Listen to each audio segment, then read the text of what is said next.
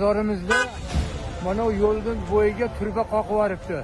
Bular xalqqa eng qiyinchiligini xalqni qiyinchiligiga qo'yib qo'yibdi batga-yu.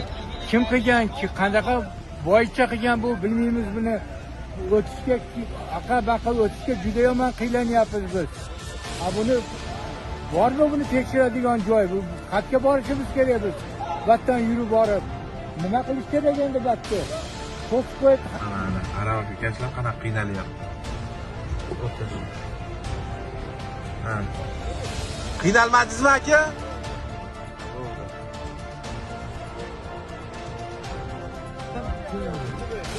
Surajonovlar. Yordam berib yuboringlar endi bechora qiynalib ketdi.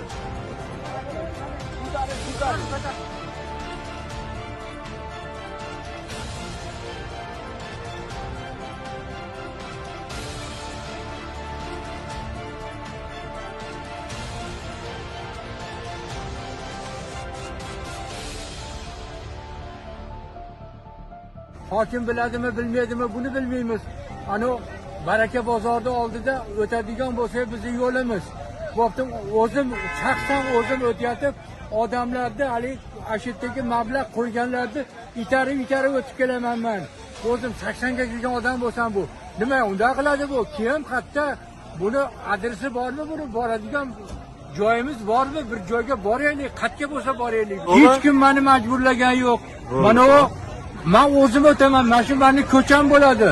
Bozor uchun kelyapman, mana bir narsaga kelgan bo'lsam, shu Baraka bozorida oldiram itarib olma purushlar bo'ladi. Siz mana shu stankadan norozisiz, to'g'rimi? Norozimanki, mingta noroziman. Opa, siz nima deysiz shu masalada? Lekin yoshimizlar, tuzimizlar, biz mashnalar fuqarolarimiz. Kunda 2 mahal, 3 mahal o'tamiz.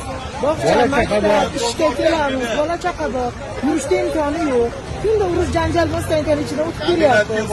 Bozor ochiq bo'lsa, bozorning ichidan yuramiz. Ertalab 8 gacha o'tsak, iloji yo'q, ashuncha erkaklikdan o'tyapti.